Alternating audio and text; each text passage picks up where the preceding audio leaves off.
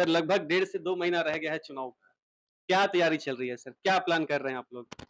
ये तैयारी मैं नहीं कर रहा हूँ, मैं तो सिर्फ़ जाके घूम रहा हूँ इधर-उधर।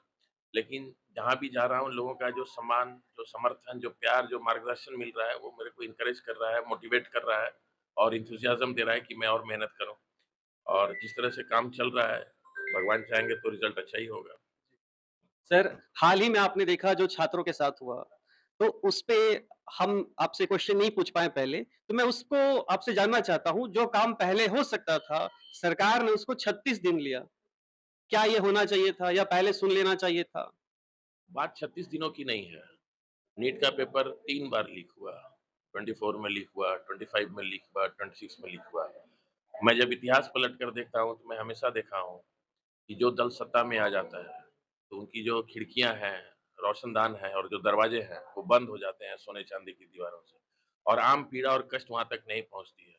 तो ये बड़े दुर्भाग्य की बात है कि डेढ़ 2 करोड़ लोगों को जाकर के पूरे देश में एक माहौल पैदा करना पड़ा है, जिससे सरकार डरी और उन्होंने धर्मेंद्र प्रधान का इस्तीफ़ा लिया।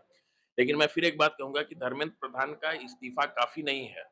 इससे आगे की कार्रवाई होनी चाहिए कि नीट का पेपर, इंजीनियरिंग का पेपर, यूपीएससी का पेपर, जो शिक्षकों के लिए पेपर होते हैं, वो सब बिल्कुल उस पर कोई डाउट नहीं होना चाहिए। क्योंकि अगर पेरेंट्स और कैंडिडेट अगर ये डाउट करेंगे कि परीक्षा के पेपर लीक हो रहे हैं, तो फिर परीक्षा की इंटीग्रिटी पर प्रश्न उठेगा। तो टैलेंटेड लोग फिर बाहर जाएँगे। तो इसलिए बहुत इम्पोर्टेंट है कि इसको किसी दलगत राजनीति से या जय-विजय या हार और जीत के रूप में नहीं देख कर के हम लोग सब आदमी मिल कर के प्रण करें कि जितने भी कॉम्पिटिटिव एग्ज़ाम्स हैं, उनके पेपर की किसी भी तरह की इंटीग्रिटी पर कोई कॉम्प्रोमाइज़ नहीं होना चाहिए।